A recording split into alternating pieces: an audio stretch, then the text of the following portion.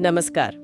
आज हम एक बहुत ही बुनियादी एक मौलिक सवाल पर बात कर रहे हैं। ये सवाल एक दस्तावेज से जुड़ा है, भारतीय नागरिकता के नियम।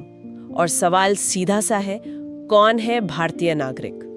नमस्कार। हाँ, ये सवाल सुनने में भले ही सीधा लगे, पर है बहुत गहरा। किसी भी देश के लिए ये तय करना कि कौन उसका नागरिक है, ये उसकी बुनियाद है। अधिकार, कर्तव्य सब इसी से जुड़ते हैं। बिल्कुल। तो ये दस्तावेज भारतीय नागरिकता के नियम इसी सवाल का जवाब देने की कोशिश करता है। हाँ, ये नियम ही वो कानूनी आधार हैं जो बताते हैं कि भारत का नागरिक कौन माना जाएगा। पर ये परिभाषा, जैसा आपने कहा, हमेशा एकदम सीधी नहीं होती। इसमें कई परतें हैं। हाँ, वही मैं सोच रही थी। तो ये नियम असल में नागरिकता को परिभाषित कैसे करते हैं? मतलब क्या कुछ मुख्य तरीके हैं इसके? देखिए, इन नियमों में नागरिकता तय करने के कई मुख्य आधार बताए गए हैं।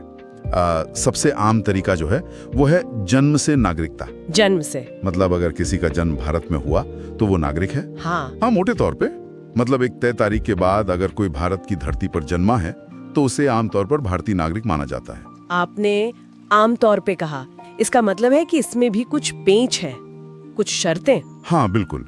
नियम ये भी देखते हैं कि जन्म के समय बच्चे के माता पिता की नागरिकता क्या थी। कहीं वो अवैध प्रवासी तो नहीं थे। तो सिर्फ भारत में जन्म लेना ही अपने आप में गारंटी नहीं है। हमेशा कुछ और चीजें भी देखनी पड़ती हैं जो नियमों में लिखी हैं। अच्छा, समझ गई। तो ये तो हुई उनकी बात जिनका जन्म भारत में हुआ। लेकिन उन लोगों का क्या जो है तो भारतीय मूल के, पर उनका जन्म भारत से बाहर हुआ हो, क्या उनके लिए भी कोई प्रावधान है? जरूर है। उसके लिए वंश द्वारा नागरिकता का नियम है। मतलब अगर किसी का जन्म भारत के बाहर हुआ लेकिन जन्म के वक्त उसके माता या पिता में से कोई एक भारतीय नागरिक था, अच्छा, तो वो व्यक्ति भी भारतीय नागरिकता के लिए दावा कर सकता है। ये वंश के आधार पर हुआ। ठीक है। तो ये मतलब सीधा है कि अगर पेरेंट भारतीय है तो बच्चा भी। हाँ, लेकिन इसमें भी अपनी प्रक्रियाएं हैं। जैसे ऐसे जन्म का रजिस्ट्रेशन करवाना पड़ता है, आमतौर पर भारतीय दूतावास में, और उसकी भी एक समय सीमा होती है। और हाँ, ये नियम भी समय के साथ थोड़े बदलते रहे हैं। हाँ, तो ये दो मुख्य तरीके हो गए, जन्म से और वंश से। जी हाँ। क्या इन दोनों के अलावा भी कोई और तरीका है नागरिकता पाने का इन नियमों के हिसाब से? जी हाँ, बिल्कुल। एक और अहम तरीका है पंजीकरण द्वारा नागरिकता। हाँ। रजिस्ट्रेशन से।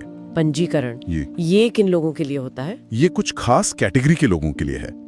जैसे मान लीजिए कोई व्यक्ति है जिसकी शादी किसी भारतीय नागरिक से हुई है, या फिर कोई भारतीय मूल का व्यक्ति है जो नागरिकता के लिए अप्लाई करने से पहले कुछ साल भारत में रहा हो। ऐसी कुछ शर्तें हैं। अच्छा। और एक तरीका है जिसे देशीकरण कहते हैं, यानी नेचुरलाइजेशन। देशीकरण? हाँ, ये उन विदेशी नागरिकों के लिए है जिनका भारत से सीधा संबंध शायद ना हो, पर वो काफी लंबे समय से कानूनी तौर पर भारत में रह रहे हों, और वो नागरिकता के लिए जो दूसरी योग्यताएं हैं, जैसे भाषा का ज्ञान, अच्छा चरित्र वगैरह, वो सब पूरी करते हों। तो मतलब जन्म, वंश, फिर पंजीकरण और ये देशीकरण, ये मुख्य रास्ते हैं नागरिकता पाने के इन नियमों के तहत। ये सिर्फ एक शीर्षक नहीं है, ये तो वाकई एक पूरी व्यवस्था है जो तय करती है कि कौन भारतीय है और कौन नहीं। एकदम सही कहा आपने।